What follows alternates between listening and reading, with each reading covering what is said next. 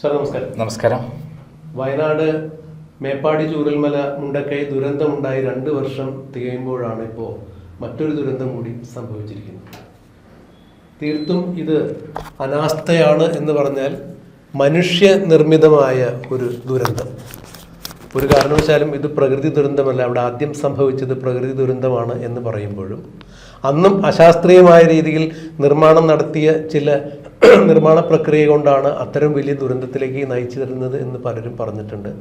മാധവ് ഗാഡ്ഗിലിൻ്റെയും കസ്തൂരി രംഗൻ്റെയും എല്ലാ അഭിപ്രായങ്ങളും മറികടന്നുകൊണ്ട് പശ്ചിമ മലനിരകളിൽ ഒരു കാരണവശാലും ഇത്തരത്തിലുള്ള നിർമ്മിതികൾ പാടില്ല, അവിടുത്തെ ആവാസ വ്യവസ്ഥയ്ക്ക് അനുസൃതമല്ലാത്ത രീതിയിൽ ഒരു നിർമ്മിതിയും പാടില്ല എന്ന് പറഞ്ഞ ഇടത്താണ് 2 വട്ടം കേരളം അടുപ്പിച്ചു ഭരിച്ച പിണറായി വിജയൻ സർക്കാർ 2ാം വട്ടം കഴിയുമ്പോൾ ഒരു തെരഞ്ഞെടുപ്പിനെ നേരിടുന്നതിന് തൊട്ട് മുൻപ് തൻ്റെ സർക്കാരിൻ്റെ വികസനം എന്ന് ചൂണ്ടിക്കാണിക്കുന്നതിന് വേണ്ടി തിരക്കിട്ട് യഥാർത്ഥത്തിലുള്ള പരിസ്ഥിതി പഠനങ്ങൾ പൂർത്തിയാക്കാതെ, പരിസ്ഥിതി പ്രത്യാഘാതങ്ങളെക്കുറിച്ച് ചിന്തിക്കാതെ കേന്ദ്ര പരിസ്ഥിതി വനം വകുപ്പുകൾക്ക് ഒരു പ്രൊജക്റ്റ് സമർപ്പിക്കുന്നു.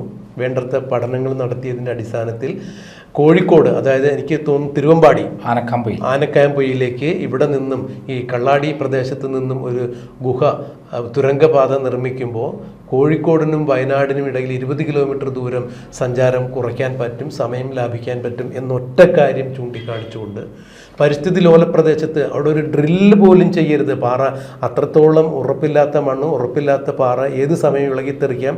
വർഷത്തിലെ ഏറ്റവും കൂടുതൽ മഴ വൃഷ്ടിപ്രദേശം എന്ന് പറയപ്പെടുന്ന വയനാട്ടിൽ ഈ അടുത്ത ദിവസം തന്നെ 216 മില്ലിലിറ്റർ മഴ പെയ്തു എന്നൊക്കെ പറഞ്ഞ അത്തരം ദുരന്തമായ ഒരു ഭൂമിയിലേക്ക്, ദുരവസ്ഥയിൽ നിൽക്കുന്ന ഒരു സ്ഥലത്ത് ഇത്രത്തോളം വലിയൊരു നിർമ്മാണ പ്രക്രിയ നടത്തി ആ തുരങ്കം നിർമ്മിക്കുന്നതിന് ഏതാണ്ട് 12 മീറ്റർ മാത്രം അപ്പുറത്താണ് ഈ കൂട്ടിയിട്ടിരുന്ന മണ്ണ് ഒലിച്ചു പോകുന്നത് എന്ന് പറയുമ്പോൾ അവിടെയും വലിയ പ്രത്യാഘാതങ്ങളുണ്ട്, വലിയ രഹസ്യങ്ങളുണ്ട്.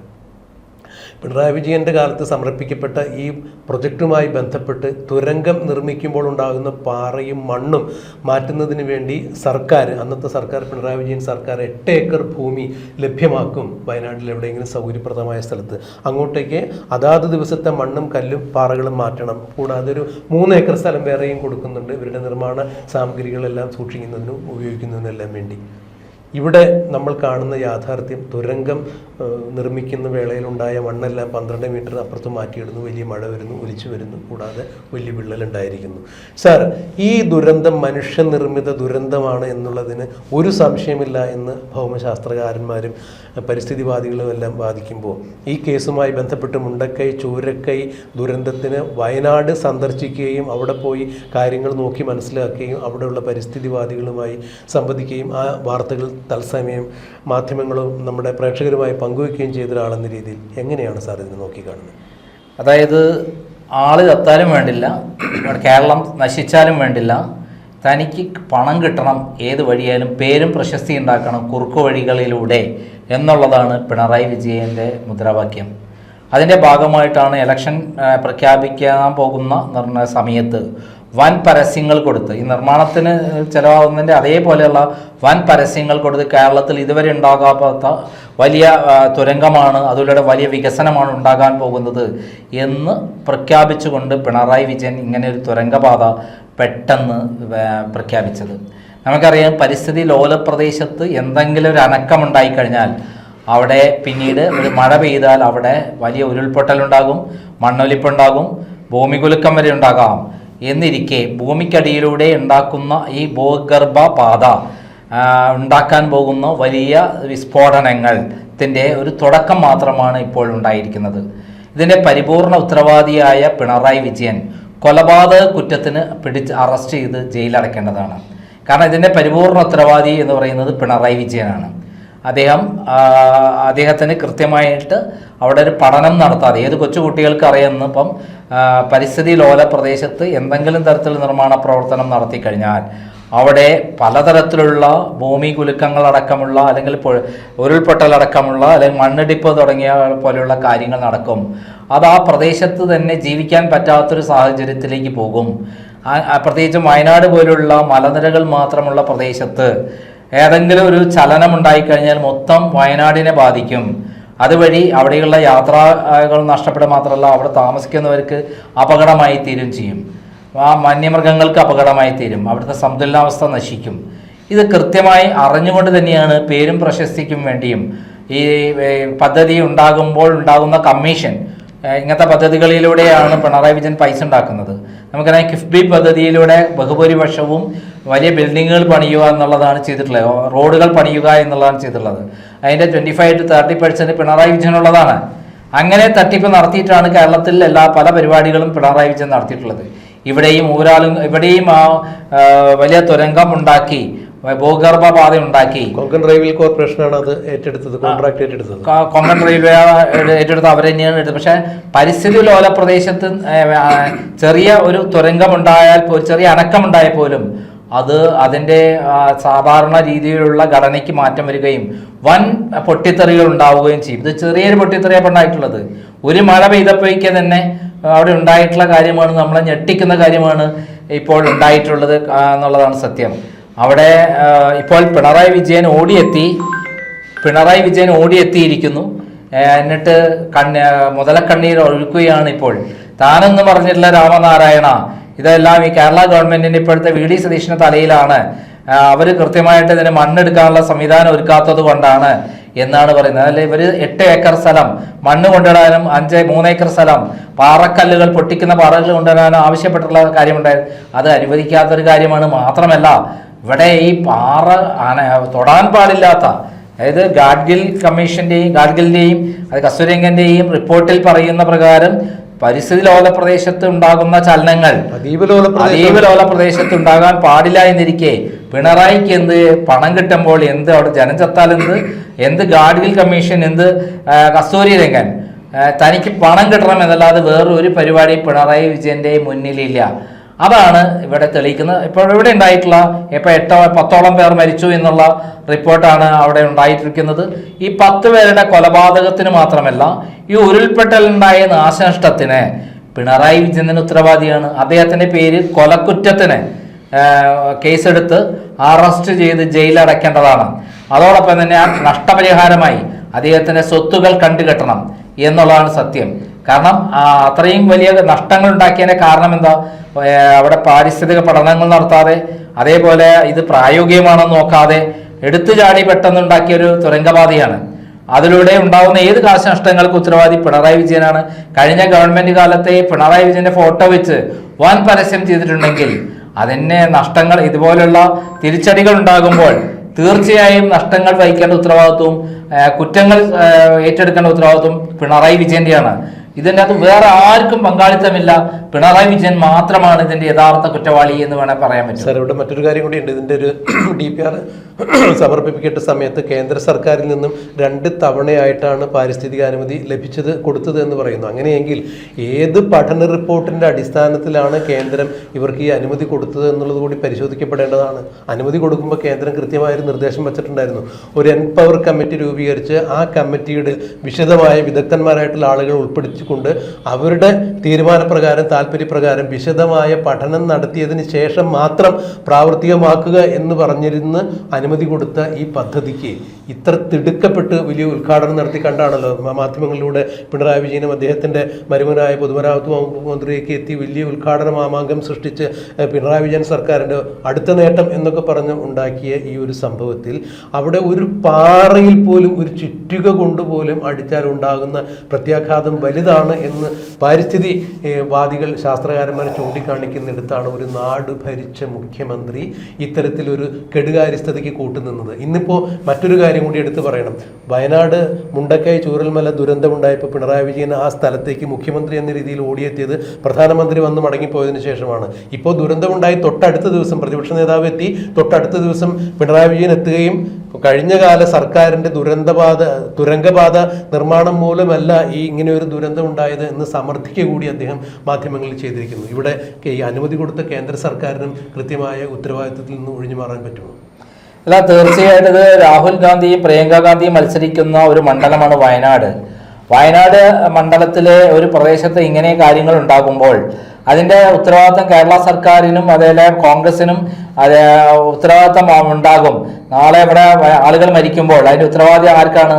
പ്രിയങ്ക ഗാന്ധിക്കും അതേപോലെ രാഹുൽ ഗാന്ധിക്കും ആയിരിക്കും എന്നുള്ള മുൻകൂട്ടിയുള്ള ധാരണയോട് കൂടിയിട്ട് ആയിരിക്കാം കേന്ദ്ര ഗവൺമെന്റ് ഇങ്ങനെ അനുമതി കൊടുക്കാൻ കാരണം. അല്ലെങ്കിൽ സാധാരണ ശാസ്ത്രീയമായിട്ട് എല്ലാവർക്കും അറിയുന്ന റെക്കോർഡിക്കലായി മാപ്പിൽ തന്നെ കാണാവുന്ന ഒരു റെഡ് സോൺ ആണ് ഈ മേഖല. ആ റെഡ് സോണിൽ നിന്ന് ആനക്കാമ്പൊയിൽ നിന്ന്, കോഴിക്കോട്ടെ ആനക്കാമ്പൊയിൽ, തിരുവമ്പാടിയിലെ ആനക്കാമ്പൊയിൽ നിന്ന് മേപ്പാടി വരെയുള്ള ഈ തുരങ്കപാത, കള്ളാടി വരെയുള്ള തുരങ്കപാത, അവിടേക്ക് ഇങ്ങനെ തുരങ്കപാത അനുവദിക്കാൻ പാടില്ല എന്ന് കൃത്യമായിട്ട് നിർദ്ദേശം കൊടുക്കേണ്ട കേന്ദ്ര പരിസ്ഥിതി മന്ത്രാലയം അതിൽ എൻപവർ കമ്മിറ്റിയെ നിയമിച്ച് അത് അവരാണ് നടത്തേണ്ടത് എന്ന് പറഞ്ഞിരിക്കുകയാണ്. എൻപവർ കമ്മിറ്റിയെ നിയമിക്കുന്നതിന് മുമ്പ് തന്നെ പാരിസ്ഥിതികമായ പ്രദേശത്താണോ, അവിടെ പാരിസ്ഥിതിക ലോല പ്രദേശമാണോ, ആ പ്രദേശത്ത് ഇങ്ങനെ ഒരു ഇത്തരത്തിലുള്ള ഭൂമിക്ക് കുഴപ്പമുണ്ടാകുന്ന, ഇളക്കമുണ്ടാകുന്ന ഒരു പ്രവർത്തനവും നടത്താൻ പാടില്ല എന്നിരിക്കെ എന്തിനു അനുമതി കൊടുത്തു? അപ്പൊ പിണറായി വിജയന് കേന്ദ്രത്തിലുള്ള പിടിപാട് എല്ലാ തരത്തിലും ഇവിടെയുള്ള BJP നേതാക്കന്മാർക്ക് അച്ചാരം കൊടുത്തിട്ടാണ് ഇത്തരം കാര്യങ്ങളെല്ലാം ചെയ്യുന്നത്.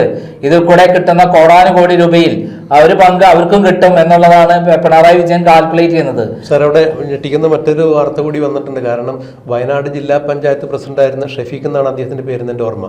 അദ്ദേഹം ഇന്നലെ ഒരു മാധ്യമ സമ്മേളനത്തിൽ പറഞ്ഞു, ഇങ്ങനെ ഒരു എൻപവർ കമ്മിറ്റി ഉള്ളതായിട്ട് ഈ 5 വർഷക്കാലം ഞാൻ എവിടെയും കണ്ടിട്ടില്ല എന്ന് പറയുന്നത്. എന്തായിരുന്നു ആ കമ്മിറ്റി, എവിടെയായിരുന്നു, അവരുടെ പ്രവർത്തനം എന്തായിരുന്നു എന്നുള്ളത് അറിയില്ല. പക്ഷേ ഈ കേന്ദ്രത്തിന്റെ നിർദ്ദേശങ്ങളിൽ മറ്റൊന്നും കൂടി ഉണ്ടായിരുന്നു. 20 കിലോമീറ്റർ യാത്ര ലാഭിക്കണം, സമയം ലാഭിക്കണം എന്നുണ്ടെങ്കിൽ അതിന് സാധ്യമായ മറ്റ് റോഡ് മാർഗങ്ങൾ ഇവിടെ നിന്ന് സാധ്യമാകും എന്നുണ്ടെങ്കിൽ ഒരു കാരണവശാലും മല തുറന്നത് ചെയ്യാൻ പാടില്ല എന്ന് കൂടി നിർദ്ദേശമുണ്ട് എന്ന് പറയുമ്പോൾ പിന്നെ എന്തിനു വേണ്ടിയാണ് ഇത്ര തിടുക്കപ്പെട്ട് ഇങ്ങനെ ഒരു കാര്യം ചെയ്തത് എന്നുകൂടി ഇവർ അഡ്രസ്സ് ചെയ്യേണ്ടത് തന്നെയല്ലേ? അതായത് തിടുക്കപ്പെട്ട് ചെയ്യാൻ കാരണം പ്രധാനപ്പെട്ട ഒന്ന്, ഭരണം തീരാൻ പോകുന്നു, അതിലൂടെ വലിയ പ്രശസ്തി ഉണ്ടാക്കാൻ പറ്റും, അതിലൂടെ വോട്ട് നേടാൻ പറ്റും എന്നുള്ളതായിരുന്നു ഉദ്ദേശിച്ചിരുന്നത്. രണ്ടാമത്, അവസാന ഘട്ടത്തിൽ കിട്ടാവുന്ന ഫണ്ട് അടിച്ചെടുക്കുക, അങ്ങനെ അവരുമായി കുറെ കരാറുകാരായിട്ട് ഉണ്ടാക്കി കഴിഞ്ഞാൽ അതിന്റെ കമ്മീഷൻ കൂടെ ഉറപ്പിച്ചു കഴിഞ്ഞാൽ അത് പിന്നെ വന്നോളും. ലാവ്ലിംഗ് കേസിൽ ലാവ്ലിംഗ് കമ്പനിയുമായി ഉണ്ടാക്കിയ 278 കോടിയുടെ കരാറിൽ ഒറ്റയടിക്കല്ല ഫണ്ട് കിട്ടിക്കൊണ്ടിരിക്കുക. ഘട്ടം ഘട്ടമായി അവർക്ക് ഇവിടുന്ന് കേരള ഗവൺമെന്റ് കൊടുക്കുന്ന, പാർട്ട്ലി കൊടുക്കുന്ന, ഓരോ മാസം കൊടുക്കുന്ന അടവുകളുണ്ട്. ആ അടവുകൾ അവിടെ കിട്ടുമ്പോൾ അതിന്റെ പാർട്ടായിട്ടുള്ള കിക്ക് ബാക്ക് പിണറായി വിജയന്റെ മോൾക്കും മകനും ഒക്കെ പാർട്ടായിട്ട് അവിടെ എത്തിക്കോളും, അബുദാബി കൊമേഴ്സ്യൽ ബാങ്കിലും മറ്റുമായിട്ട്. ഇതേപോലുള്ള ഒരു ഏർപ്പാടാണ് പിണറായി വിജയൻ വിശ്വസിച്ച് അവസാന ഘട്ടത്തിൽ ഇതേപോലെ ധാരാളം പദ്ധതികളുമായി വന്നത്. ഇതിന്റെ അധികം ആള് എത്താനും വേണ്ടില്ല, ഭൂമി തകർന്നാലും വേണ്ടില്ല, ഇവിടെ ഉരുൾപൊട്ടലും ഉണ്ടായാലും വേണ്ടില്ല, വയനാട് നശിച്ചാലും വേണ്ടില്ല, ആനകളും അതേപോലുള്ള മറ്റു വന്യമൃഗങ്ങളും നശിച്ചാലും വേണ്ടില്ല, ആവാസ വ്യവസായം തകർന്നാലും വേണ്ടില്ല, തനിക്ക് പണം കിട്ടണം എന്നുള്ളത് മാത്രമാണ് പിണറായി വിജയന്റെ ആപ്പാടുള്ളത്. 2 പേരും പ്രശസ്തിയും താൽക്കാലം ഉണ്ടാക്കണം, ഭരണം രണ്ടാമത് തിരിച്ചു പിടിക്കണം. അതിനുള്ള കുതന്ത്രങ്ങളുടെ ഭാഗമായിട്ടാണ് പിണറായി വിജയൻ ഇങ്ങനെ തുരങ്കപാതയ്ക്ക് പെട്ടെന്ന് അവസാന ഘട്ടത്തിൽ പരസ്യം ചെയ്ത്, വൻ പരസ്യമല്ലേ ചെയ്തത്. കേരളത്തിൽ മാത്രമല്ല, ഹിന്ദി പത്രങ്ങളിലും മറ്റു സംസ്ഥാനങ്ങളിലെ പത്രങ്ങളിലെല്ലാം, മറ്റു ഭാഷകളിലെ പത്രങ്ങളിലെല്ലാം പരസ്യം ചെയ്തിട്ടുണ്ട്. ഇംഗ്ലീഷ് പത്രങ്ങളിൽ, നാഷണൽ പത്രങ്ങളിൽ പരസ്യം ചെയ്തിട്ടുണ്ട്, ചാനലുകളിൽ പരസ്യം ചെയ്തിട്ടുണ്ട്. എത്ര കോടികളാണ് ചെലവഴിച്ചിട്ടുള്ളത്. ഇന്ത്യയിലെ ഏറ്റവും വികസനം നടക്കുന്ന ഒരു സംസ്ഥാനമായിട്ട് പിണറായി വിജയൻ കേരളത്തെ ചിത്രീകരിച്ചു. അങ്ങനെ അതിലൂടെ കോടികൾ പരസ്യം ചെയ്തിട്ടുണ്ടാക്കി തന്റെ ഇമേജ് വർദ്ധിക്കാം എന്നുള്ളതായിരുന്നു കാൽക്കുലേഷൻ. ഇപ്പോൾ ജനങ്ങൾക്ക് ജീവന്റെ തന്നെ ബാധിച്ചിരിക്കുകയാണ്, അവിടുത്തെ പരിസ്ഥിതിക്ക് ബാധിച്ചിരിക്കുകയാണ്. ഇനിയും ഉരുൾപൊട്ടൽ ഉണ്ടാകാം, ഇനിയും പ്രശ്നം ഉണ്ടാകാം. ഇപ്പോൾ തന്നെ അവിടെ വിള്ളലുണ്ടായി എന്നാണ് പറയുന്നത് ഈ തുരങ്കപാതയ്ക്ക്. അതിനർത്ഥം വലിയ പൊട്ടിത്തെറികൾ ഉണ്ടാകാൻ സാധ്യതയുണ്ട് ഭൂമിയിൽ. അത് വലിയ ആഘാതങ്ങൾ ഉണ്ടാകാം എന്നുള്ളതാണ് നമ്മൾ മനസ്സിലാക്കേണ്ടത്. സാർ, ഇത്തരം സമ്മർദ്ദങ്ങളൊന്നും താങ്ങാൻ പറ്റിയ ഭൂമിയല്ല അത് എന്നുള്ളതാണ് പറഞ്ഞു വയ്ക്കുന്നത്, അല്ലെങ്കിൽ അവർ ശാസ്ത്രകാരന്മാർ തെളിയിച്ചിരിക്കുന്നത്. ഇവിടെ മറ്റൊരു കാര്യം കൂടിയുണ്ട്. വയനാട് എന്ന് പറയുന്നത് ഒരു ദുരന്ത ഭൂമിയാണെന്നുള്ളൊരു ചിത്രം, ഒരു നറേഷൻ ഉണ്ടാക്കാൻ വേണ്ടി ഇത്തരം കാര്യങ്ങൾ സഹായകരമായി. മേപ്പാടി, ചൂരക്കൈ, മുണ്ടക്കൈ ദുരന്തം കഴിഞ്ഞ് 2 കൊല്ലം കഴിയുമ്പോൾ വീണ്ടും സമാനമായ രീതിയിലൊരു ദുരന്തം വരുന്നു. അവിടെ ടൂറിസ്റ്റുകളെ ആകർഷിക്കുന്നതിന് വേണ്ടി നിരവധി പദ്ധതികൾ ആവിഷ്കരിക്കുന്നു എന്ന് പറയുമ്പോൾ ഇനി ഒരു മനുഷ്യൻ പോലും വഴിതെറ്റിപ്പോലും അങ്ങോട്ടേക്ക് പോകില്ല.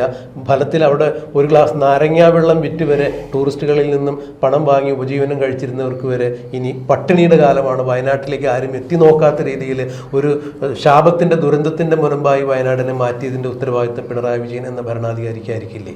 അല്ല, 100% പിണറായി അല്ലാതെ മറ്റൊരാൾക്ക് ഇതില്ല. പിണറായിക്ക് മരുമകൻ പൊതുമരാമത്ത് മന്ത്രിയായിരുന്ന റിയാസും ഇവർ രണ്ടുപേരും കൂടിയാണ് ഈ പദ്ധതി പ്ലാൻ ചെയ്തതും മുന്നോട്ട് നയിക്കുന്നതും.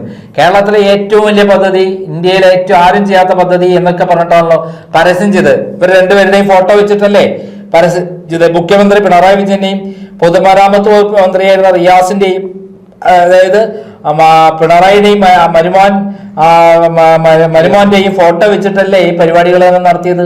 സ്വന്തം മകളുടെ ഭർത്താവിനാണെങ്കിലും ഇതിനെ കമ്മീഷനൊക്കെ ഉറപ്പിച്ചിരുന്നത് വീണ വിജയനാണ് എന്നുള്ള വാർത്തകളൊന്നും വന്നിരുന്നു. ഇതിന് മുഖ്യമന്ത്രിയുടെ ഓഫീസിൽ ക്ലിഫ് ഹൗസിൽ തന്നെ ചർച്ചകൾ പല ദിവസങ്ങളുണ്ടായിരുന്നു. അവസാനം ബാർഗെയിൻ ചെയ്തിട്ടാണ് അവർക്ക് ഇത് കൊടുത്തത്, ടെൻഡർ കൊടുത്തതും അതേപോലെ നടപടികൾ പൂർത്തീകരിച്ചതും എന്നുള്ളതും വാർത്തകൾ വന്നിരുന്നു. അതെല്ലാം സത്യമാകുന്നതാണ് ഇപ്പോൾ ഉണ്ടായിട്ടുള്ള ദുരന്തം. ഈ ദുരന്തത്തിൽ നിന്ന് പിണറായി വിജയന് ഒരിക്കലും ഒഴിഞ്ഞു മാറാൻ പറ്റില്ല, റിയാസിന് ഒഴിഞ്ഞു മാറാൻ പറ്റില്ല. ഇവരുടെ പരസ്യം ചെയ്ത് ഇവരുടെ പേരിലാണ്, ഇവരാണ് എല്ലാ ഉത്തരവാദിത്തങ്ങളും ഏറ്റെടുത്തുകൊണ്ട് വലിയ പ്രചരണം നടത്തിയത്. അതുകൊണ്ട് തന്നെ ഇവരെ ഒന്നാം പ്രതിയെയും രണ്ടാം പ്രതിയായും ആക്കിക്കൊണ്ട് അറസ്റ്റ് ചെയ്യുകയും ഈ വലിയ കൊലക്കുറ്റങ്ങൾക്ക് ഇവരെ ജയിലിൽ അടയ്ക്കുകയുമാണ് വേണ്ടത്.